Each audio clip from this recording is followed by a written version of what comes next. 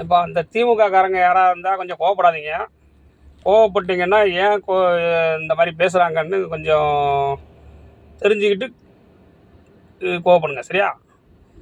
5 வருஷமாக ஆட்சியில் இருந்துட்டு நீட்டை நாங்கள் நீட்டுக்கு தடை கொடுப்போம்னு சொல்லி ஓட்டு வாங்கி 5 வருஷம் கழிச்சு ஒன்றுமே பண்ணாமல் அடுத்த எலெக்ஷன் முடிஞ்சு புதுசாக ஒரு ஆட்சி அமைஞ்சிருக்கு. அந்த ஆட்சி அமைஞ்சு 60 நாள் தான் ஆகுது.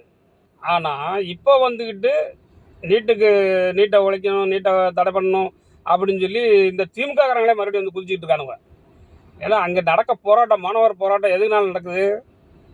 கொஸ்டின் பேப்பர் லீக் ஆச்சு, சரியா? வினாத்தாள் லீக் ஆனதுனால தான் அங்கே போராட்டம் நடந்துட்டு இருக்கு. இவன் என்ன குதிக்காமனா நீட்டுக்கு தடை வாங்கணும், இந்த அரசு அதுக்கு இது பண்ண மாட்டேங்குது அப்படின்னு இதில் ஒரு கலவரத்தை உண்டு பண்ணி இந்த ஆட்சியை எப்படியாவது கலைச்சிடணும்.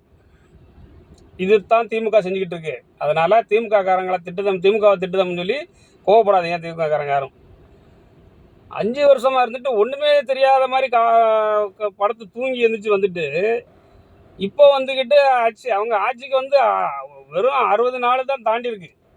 அதுக்குள்ள அவங்க வந்து அதை செய்யலை இதை செய்யலைன்னா நீ 5 வருஷமா என்ன பண்ண சொல்லு பார்ப்போம். 5 வருஷமா நீ எதுவுமே பண்ணாம நீ எதுவும் பண்ணலைங்க போய் தான் உன்னை ஓட்டு போடாமல் மக்கள் வந்து தவைக்காவை தேர்ந்தெடுத்திருக்காங்க. அந்த ஆட்சி நல்ல ஆட்சி தான் போய்கிட்டு இருக்கு. ஊழல் இல்லாத, லஞ்ச லாபண்யம் இல்லாமல் ஊழலற்ற நல்ல நேர்மையான ஆட்சியை தாரோம் அப்படின்னு சொல்லி ஒரு மனுஷன் வந்திருக்காங்கன்னா அந்த மனுஷனுக்கு ஆதரவு கொடுக்கணுமா? அந்த ஆட்சியை கலைச்சிட்டு நீங்கள் புதுசாக வருவீங்களா? இது என்ன நடைமுறை? ஒருத்தன் லஞ்ச லாபண்யம் இல்லாமல் நேர்மையான ஆட்சி நான் தாரேன் அப்படின்னா அவனுக்கு தான் ஆதரவு கொடுக்கணும்.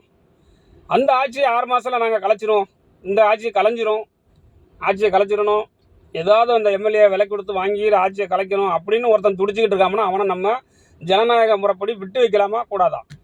அதனால தான் சொல்ல திமுகவை ஒழிக்கணும். திமுக ஒழிஞ்சாதான் நாடு சுத்தமாகும்.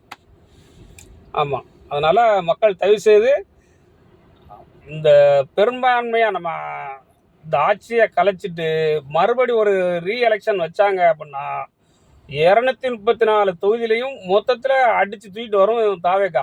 அதை மட்டும் மறந்துடாதீங்க. திமுக வந்து நினச்சிக்கிட்டு இருக்காங்க நம்ம ஆட்சியை கலைச்சாச்சுன்னா ஒன்று டிஎம்கே வரும், இல்லை ஏடிஎம்கே வரும், 2 பேரும் நம்ம கூட்டு கலவாணி தானே, நம்ம எப்படியாவது ஆட்சி நமக்குள்ளே கூட்டு வச்சு கொள்ளையடிச்சிக்கலாம்னு பார்க்குறாங்க.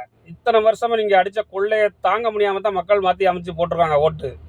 இனி ரீஎலெக்ஷன் வந்துச்சு அப்படின்னா உங்களுக்கு ஒரு சீட்டு கூட வர முடியாத அளவுக்கு ஓட்டு விழுந்துடும் தாவேக்காவுக்கு. பார்த்துக்கோங்க. தாவேக்கா தான் அடுத்து பெரும்பான்மையில் தனியாக ஆட்சி அமைச்சிருச்சுன்னா உங்களால் அடுத்த எலெக்ஷன் எப்போவுமே நீங்கள் கண் கூட பார்க்கவே முடியாது. அந்த மாதிரி ஆகிப்போம். அதனால் மரியாதையாக தாவேக்காவை ஆட்சியை கலைக்கணும் வைக்கணும்னு எவனாவது முன் வந்தீங்க அப்படின்னா உங்களுக்கு வேறு மாதிரி தான் ட்ரீட்மெண்ட் நடக்கும்.